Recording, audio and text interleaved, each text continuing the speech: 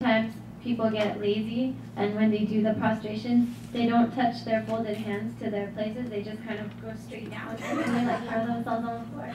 And that's not exactly the proper prostration. I mean, at least, come on guys, at least we can touch our hands to our three places and then very carefully, respectfully, prostrate ourselves to the ground with respect.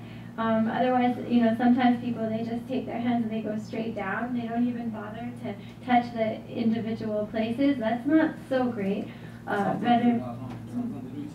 Oh, yeah, and also sometimes people, when they do prostrations, they're busy looking this way and that way, and end up prostrating crooked in another direction. So that kind of prostration, maybe not the best.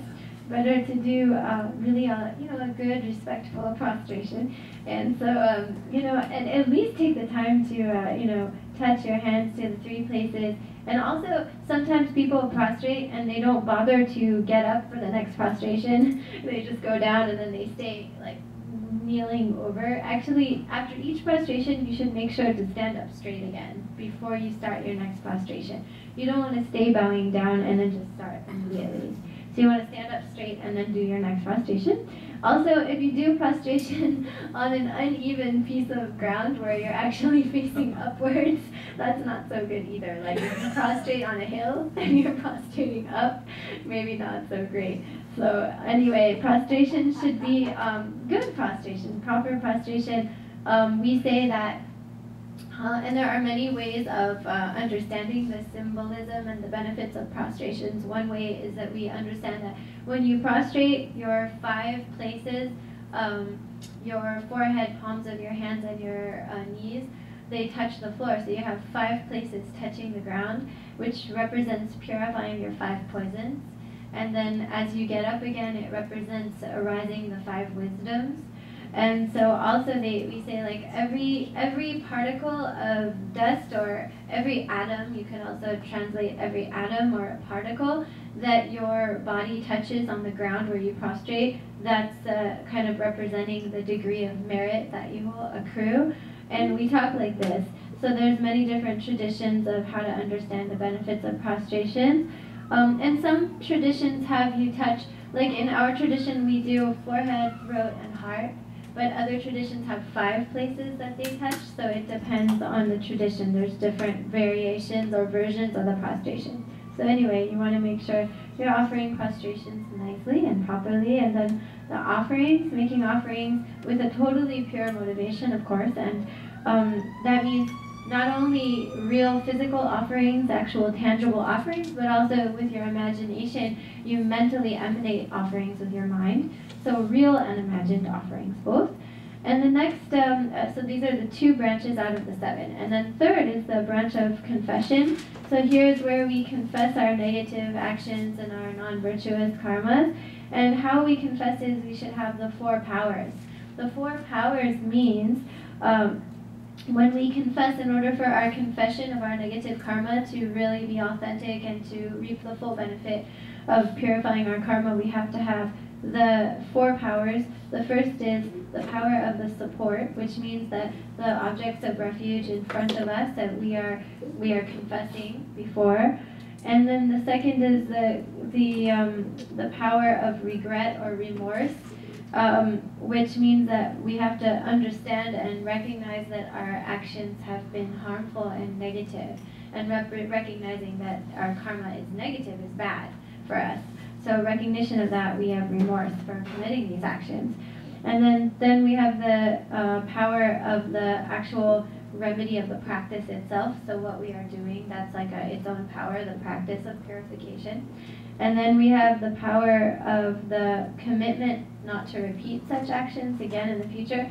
This is very important. Otherwise, without this, if we just do some negative karma and then we confess it, and then tomorrow we do it again, and then we confess it again, and then tomorrow we repeat it again, that doesn't really purify our karma. So we have to have a commitment, a vow not to repeat that action. That's also what makes it a true confession.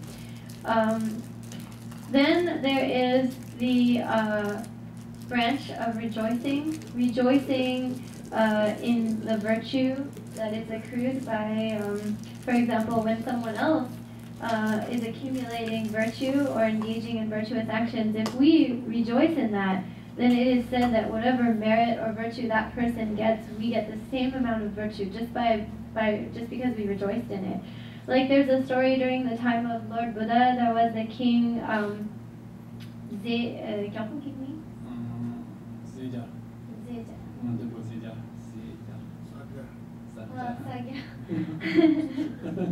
So this king, Sagya, he was this very, very big benefactor and patron of Lord Buddha. So he would offer these enormous banquets in offering to the Buddha and his assembly. So there was also this beggar woman, and she saw all the incredible merit that this king was making by making such beautiful offerings to this incredible lavish feast offering to the Buddha and his assembly. And so she just felt so much joy, and she rejoiced in his merit. And because of this, then every time the king would offer a huge banquet to the Buddha, when it came time for the Buddha and his assembly to recite the dedication prayer, the Buddha would always put the beggar lady's name in the dedication and not mention the king, because the Buddha has to name the one with the most merit to dedicate it. And the king, after a while, he got mad because he was never receiving any credit for his offering. It was all going to this beggar, and so his ministers said, we have to do something about this because the king's not getting any acknowledgement here. And it's because that woman is getting too much merit by rejoicing. So we have to kind of get rid of her. So tomorrow, don't share the food with her. Purposely make sure she doesn't get any remains, and also try and get her to get away from here. So when they did that, she got angry that day. And because of her anger, it destroyed the merit. So for that day, then the king's name was mentioned in the acknowledgments by the Buddha and his assembly, because after her, then the next biggest merit was the king. But so that just, anyway, the point of this is to illustrate that the merit of rejoicing in someone else's virtuous accumulations, that one reaps the same merit. Then the next is the branch of beseeching, it is called, or inciting, encouraging. And here this means beseeching the awakened ones to turn the wheel of the Dharma for the sentient beings. So whenever a Buddha or a teacher teaches the Dharma, turns the wheel of Dharma, however many sentient beings are benefited by that, when we request to give the teaching, so we also share all that benefit, all that virtue. Then there is the supplication, the branch of supplication or praying. And here, literally or specifically, this means supplicating the awakened beings not to leave our side, not to pass away into parinirvana, but to remain present for the sake of being. And finally, there is the branch of dedication. And dedication means that we dedicate our merit, our virtue, so that whatever virtue is dedicated never depletes itself. It is never exhausted. It just stays there and until enlightenment. Whereas if a merit or virtue is not dedicated, then it is subject to exhaustion and depletion. For example, if we get angry or we have regret, then we can destroy the merit we accrued, but if it's dedicated, it's insulated or protected from that. So those are the 7 branches for gathering accumulations of merit. And again, this is the concise way to do it, and then if you want a more extensive version, you could read the prayer of aspiration of noble conduct, or the Bodhicharya Avatara prayer. But second is gathering accumulations of wisdom. And for that, you have to rest your mind in its natural state, uncontrived, without concepts. And that means meditating by letting the mind be in the expanse of its own original nature.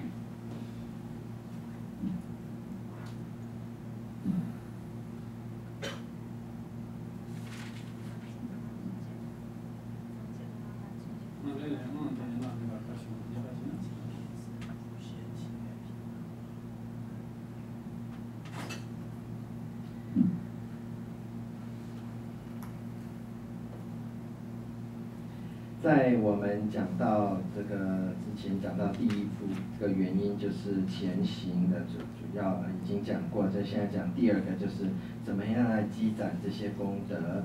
那么如果说要在做累积功德的话，那么最这个比较完整的版本就是普贤行愿品。要不然的话，你也可以在看那个入菩萨行论的供养的部分。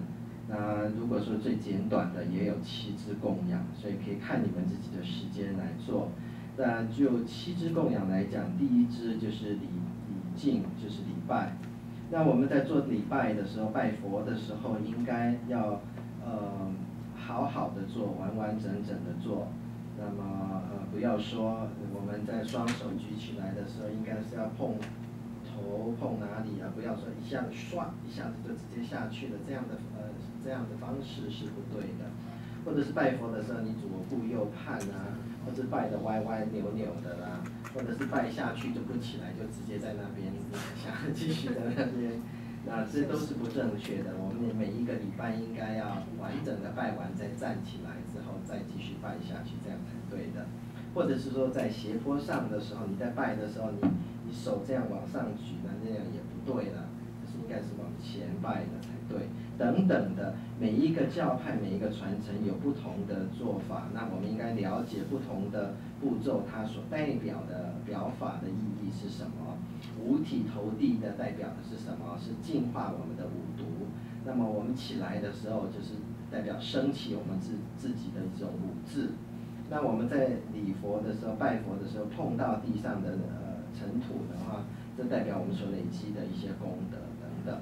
那每一个传承的拜法，大礼拜的拜法可能不一样，有些是这个前额、喉咙跟心间，有些是5个供住身体的5个地方，都有不同的传承。那你们应该按照自己的教派的传承的指导来做这个礼拜。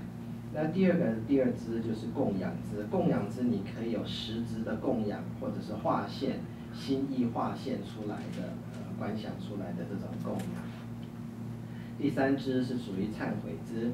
那么忏悔支我们要做忏悔，主要是依赖4种不同的力量。第一个是 support 的力量，支持的力量。什么是支持的力量呢？主要就是我们皈依境的这种皈依的对象啊，那就是让我们支持我们来做忏悔的这个第一个力量。第二个是 power of regret remorse， 就是我们悔恨后悔的这种力量。那自己了解到自己做的不善业是不好的行为，而因此而后悔，悔恨，这个是忏悔的第2个力量。第3个呢 ，practice of purification， 净化的力量，因为你悔恨了之后，就要能够把它净化掉。那第4个力量也是非常重要的，就是不要再犯，这点是很重要。不要说你又每次做错你就去忏悔，忏悔完下次再做同样的错误的话，这样是没有办法真正净化自己的业的。所以这忏悔支里面有这4个重要的力量跟因素。第4支7支忏悔的第4支就是随喜支，就是随喜别人的功德。当我们真的能够随喜别人的功德的时候，我们其实自己是得到同样的功德的。在释迦牟尼佛在世的时候，那个时代有一个国王，非常富有的国王，叫做沙迦王。那他经常就举办广大的宴席，宴请佛陀跟他的弟子们来受供。那在那个时候也有一个女的乞丐，她自己什么钱都没有，生活的非常的辛苦。可是每次国王举办这种广大的宴席、豪华的宴席的时候，他都非常的开心，他都随喜国王的这么大、这么好的这个善行，这么好的福报。所以每次在这个宴会结束的时候，要做回向的时候呢，在那时候的这个传统是，那个回向只提这个功德最大的人。所以每次呢，佛陀在提回向的名单的时候，他只提到那个女乞丐，从来不提国王的。因为他这种随喜，等于国王所有的功德他都拿去了。那1次2次这样几次下来，国王就不开心了。然后他想说，我每次就花这么多的精神力气、金钱来供养、来布施，为什么每次都没有得到这个被提到呢？都没有这种功德呢？所以他就跟大臣讲了。所以他们就打算说，那明天他来，我们就不给他任何东西吃，而且尽量把他赶出去，不要让他参加这个宴会。所所以在那一天，这个女乞丐就心里就不悦、不高兴，就生气了。那因为她生气，她就没有办法水洗，她不水洗那一天她就没什么功德。所以本来她是第一，国王是第二的，那一天就国王是第一了。所以那一天呢，释迦牟尼佛回向的时候，他就提到国王的名字。所以这个是水洗之，也就是说我们真正能够水洗的时候，功德是跟别人的功德是一样的。那第5个呢是请法。请转法轮，这是7支供养的那个第5支。第6支是祈请，祈请其实指的就是要请佛住世，能够来能够在长久住世在这个世间。那之前讲到转法轮的时候，请法它转的法轮可以利益众生，所以我们也常常要用这样子来祈请，要这个请佛转法轮，利益众生。7支供养的最后一支是普皆回向，回向支。回向是非常重要的。如果我们有得到一些功德或者一些福德而不回向的话，那么这些福德是有限的福德的，它是没有办法维持长久的。那要怎么样让这个福德能够或者是功德能够维持长久不退失呢？主要就是要回向。这些如果我们真正把自己的福德或功德回向的话，那么一直到我们证悟之前，这些都不会消失的。那么在这个做的7支供养之后呢，你一样的就是说，你们按照自己的时间呢，你们可以看，或者是按照普贤行愿品，或者是入菩萨行论的这个这个写的内容，或者时间真的不够的时候，可以用7支供养来做。那这个是培养我们自己福德的一些方式。那在这个之后呢，我们就是要真正累积我们自己的智慧的。那这是怎么样做呢？要累积自己的智慧，就是要安住在自然本初的状态之下禅修。咱那说把这真明显，在这些情况下呢，说把真明显重要的多。真的，咱之前他们对吧，他这样子，那边就他对吧，就上把这想法去，东莞上去，东莞就上去吧，这东湖吧，真你自己，真的东莞那边对吧，他们这块就是现在搞完去，这搞完真的他之前上嘛这东莞没把这做，他搞完光不说的。这里年7上年上这边当年的那块小姐是吧？年7上年当年是咱让给确实也会用的上面，先把这个这些方面用这个起就还是。生前上嘛，当年这个这个是把油票那就是买什么，咱生前上嘛要对吧？当店呢，让对吧？店这个是吧？7、8年的对吧？店那上这当年就那说的，他把我当年等这个这种不啦，他妈也是当年是要当年这个几多啊？这也种的，真的就就那这样的公司，但是让就是这样的把这面写都光过的也种多，真的他写把子了讲不出7、8的件这多，讲不出7、8的件是呀，这可以是呢，这个穷的7、8的8一把呢，7、8的讲不出，可是呢，体育7、8还是说是上街马套吧是讲什么样，300、7、8还是说是呢，生前成绩同是讲什么样。在这也是的，先动出去了。有7、8个流程，这个进步工作中，他这做的讲什么样子？这里也是中度，等于他提讲不了7、8件，这种就能多，像这么多7、8的上街呢嘛，讲是7、4多，学堂像说什么错了这些讲是7、10多，他从那农村也没去那么多，这那样嘛，也中度。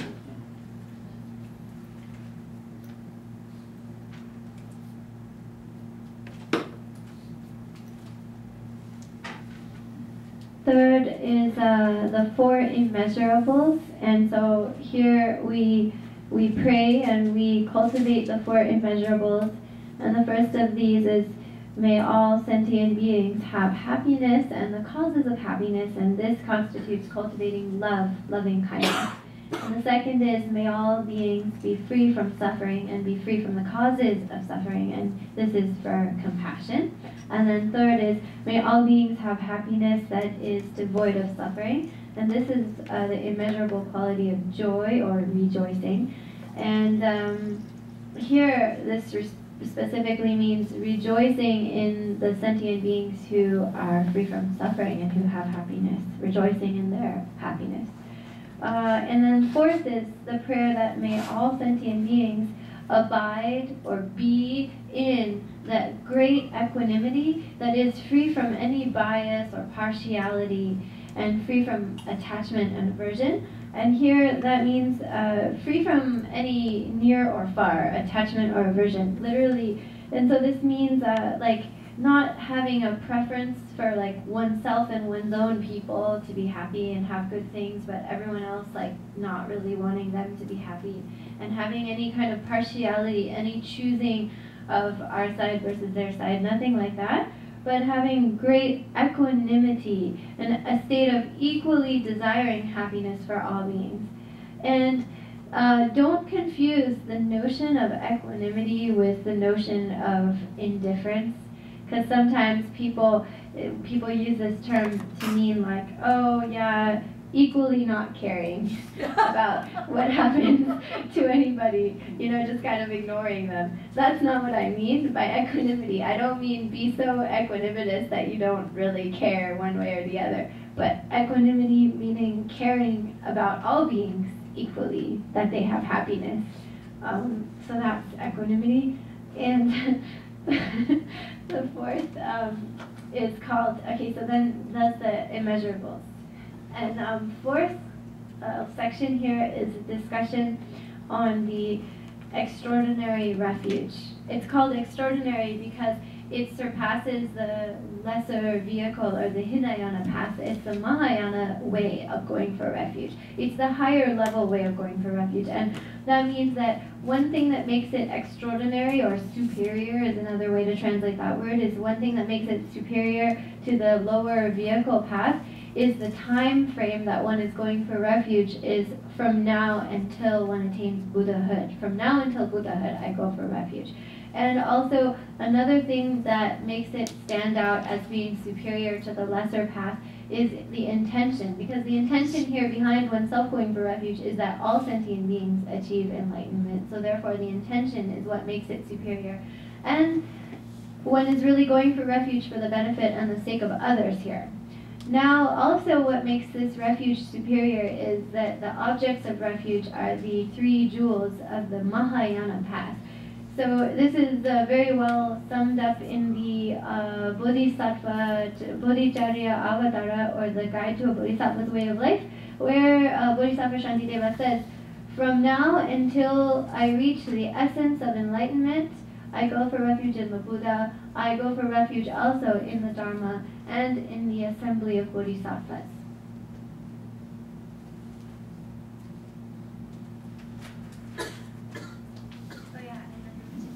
Also after this, and so there's nothing unclear about that line. That pretty much sums it up.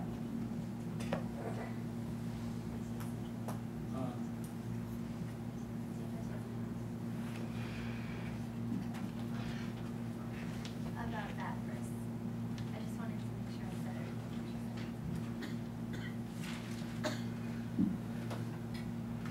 那么一直到这边为止所讲的这个见识如见佛啊的积攒功德等等的，那么然后第二个就是积攒智慧，安住于本然自性自然本初的状态之中。第三个部分讲的就是四无量心，慈悲喜舍的四无量心。那四无量心的，我们讲到慈，主要是讲说愿众生得乐即乐因，这个主要讲的是慈心。那么接下来我们会讲说愿众生离苦即苦因，让他们能够远离痛苦，这主要讲的是悲心。然后我们会讲说愿众生不离无苦之妙乐，那就是随喜众生的一切功德能够安住在这个喜之中，这种随喜本身就是一种喜。那最后的慈悲喜舍的舍呢，愿众生永离爱憎平等舍，那这个平等舍这边的职位的舍，主要是远离自我的一种执着，或者执这一边或执那一边，执两边的都不是，是离开这种执边的，而是一种平等的心态，但是这种平等的心态，并不是说我不管了，一切都不管了，我 I don't care 这样子。那这两种心态是很不一样的。你平等心是你非常在意众生的安乐，然后但是在这个时候，是你对众生的眷顾那种关怀是平等的，这叫做平等舍或者是平等心，并不是说你谁你都不管，这个叫做平等，这是错误的。所以这四无量心是第三部分，那第四部分就是所谓的无上的皈依 （extraordinary refuge）。那是之所以讲说无上或者是非比寻常，是相对于小圣来讲的。那么这个什么叫做无上？是从现在直至成佛以前做皈依。这种在发心来讲呢，也是无上的，愿众生皆成佛。然后为了成就众生而自己成佛，这等等这样子的发心。那么在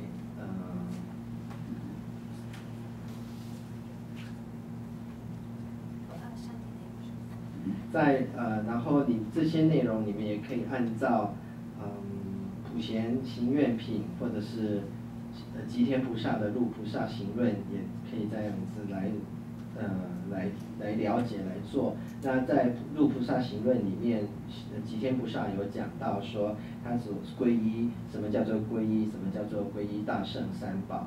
他是讲的是说，从现在一直到我得证悟之前，我皈依佛，我皈依法，我皈依僧团等等的。那这一句在已经讲得很清楚，没有必要再仔细再解释。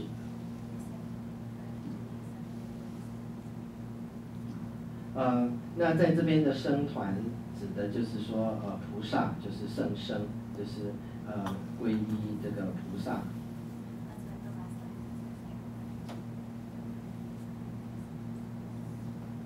所以在这个地方比较特别的，我皈依佛，我皈依法，我皈依僧。那这边的僧特别指的，在文字上呢，直接讲的就是assembly 这个 of Bodhisattva 就是菩萨众嘛。